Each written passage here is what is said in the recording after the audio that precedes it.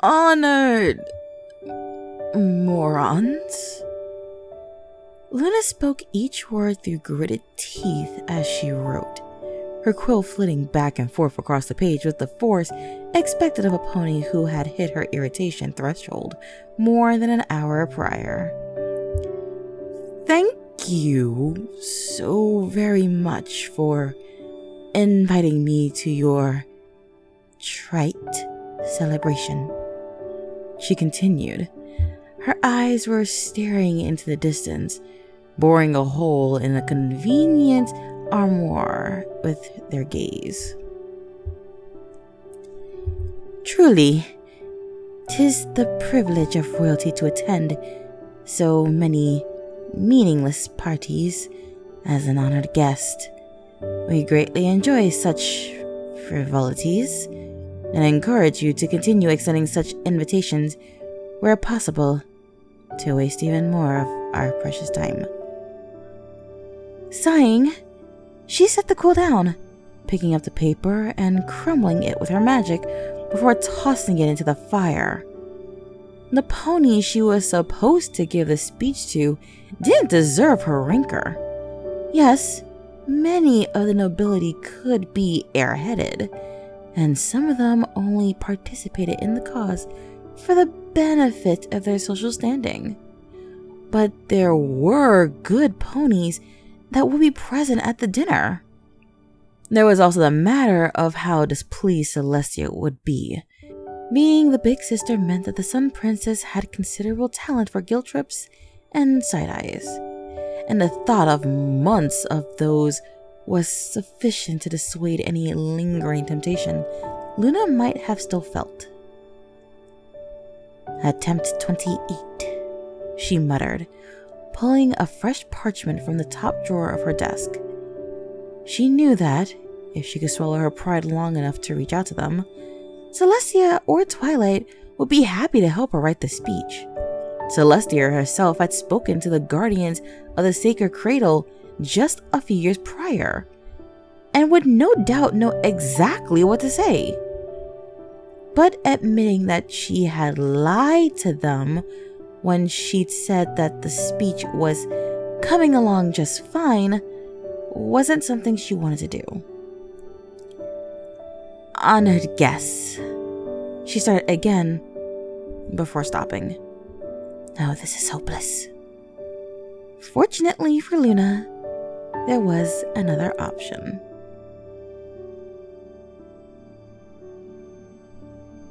You asked for me? I did, Luna replied. Please, have a seat. Shady Crescent was Luna's latest personal secretary. While the first that Celestia had sent hadn't been up to the task of coping with Luna's schedule and habits, Shady had proven more than able in all respects. That she got along with the mercurial mare and even had the gumption to push back when appropriate was a nice bonus. The speech? Shady guessed. The speech, Luna confirmed. I'm also going to need a fresh stack of parchment when you have the time. I'll send the guard to the Everfree post haste. They should be able to clear a quarter of it for speech attempts before the end of the week. Very funny, the princess sighed. I don't know what to say to them that won't sound trite. With respect, princess, why can't it be trite? It's an annual dinner for rich snobs and airheads. They don't expect it to be any more than a few polite words. Because I cannot do trite. I hate it. If you're going to say something, it should be meaningful. And the other pony smiled. So, why can't you just write something meaningful? Sighing, Luna slumped back in her chair. Because the people I'll be speaking to are the very embodiment of trite. And we come full circle, Shady replied. This is why Princess Celestia has a speechwriter for these sort of events. I could ask if fast copy is available, to whip something up for you. No, Luna replied quickly, bringing one hoof down on her desk with a light tap. No, thank you, she repeated, taking care to use a more gentle tone. I will write the speech myself, as I said I would. I just need to find some track to take, which is why I asked you here. Shady nodded. All right, let me hear what you have. The next hour passed slowly, and without progress beyond a few more crumpled parchments and frayed nerves. I really think you should just ask Fast Copy to write you a speech, Shady said. You can make a few changes after he's done, so long as you don't tell him you did so. He's rather possessive about his work. I was afraid he was going to need to be hospitalized after Cadence rewrote one of his paragraphs last year. I appreciate your persistence in this matter, but I'm still committed, Luna replied, a touch more firmly this time. Then I suppose there's not much left for me to do other than to leave you to write it. The Pegasus stood, stretching her wings. If you don't want to ask for help here, would Princess Twilight be an acceptable alternative? If she had to confess to one of the two, Twilight was the more preferable alternative. Bracing herself for the ribbing that was sure to result, Luna grimaced before nodding. I'll see what ideas she has.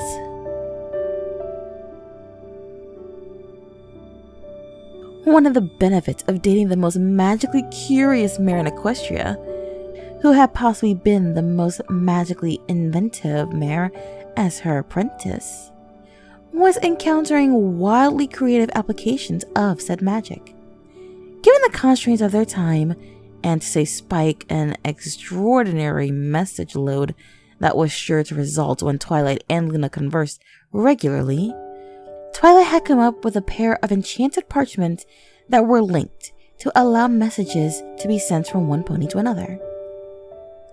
Do you have a few moments? Luna wrote. The answer wasn't long in coming. Sure. Anything for you. What's up? Remember that speech I was supposed to give? The one for the charity? The one you said was done? Luna couldn't help but snort. Twilight had her good and pegged. Yes, that's one. How much do you have done? How much do you think? Luna replied. Do you have any ideas? Twilight's answer took a little while to come. One limitation of the parchment was that there was, as yet, no erase function, and once her reply arrived, it was clear Twilight was thinking quickly. A variety, but I'm not very good at speech writing myself. Are you sure? Maybe you could. No. Okay, I asked Cadence in a vague enough way, and she says that one trick she's always used is to write the speech for some pony in the audience that she considers a friend. Luna said aloud. She wrote, The idea has merit. Does that mean you'll be at the event tomorrow? I wasn't invited. Luna chuckled. Princesses don't need invitations. You show up and they'll be falling all over themselves to give you a seat. I think I have something for you tomorrow. Avoiding the nobility already. I can't say I blame you. Really, she did ask me to model some new dresses for her. But I will admit, I may have taken the invitation as a reason to not go to the dinner. You know how much I hate feeling like I'm on display. Luna could appreciate that last part. Okay, so I guess I'll just have to think of some pony else who's a friend that I could write to. It's a long list, so it will take me hours, I'm sure. Isn't Fleur going to be there? Have I told you how much I love you? A few times, but Amir never minds hearing it again. Let me know if you need anything else.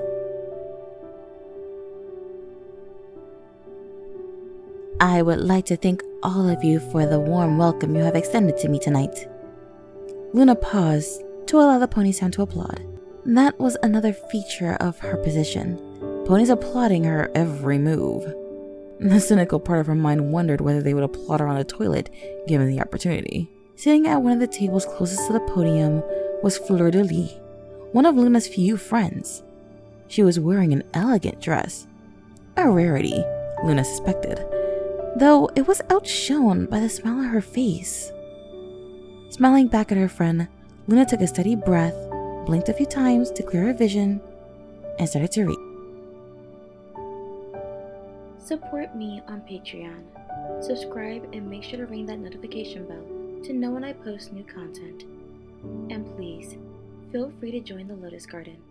Links in the description. Thanks for listening, and look forward to more. Good night, every pony.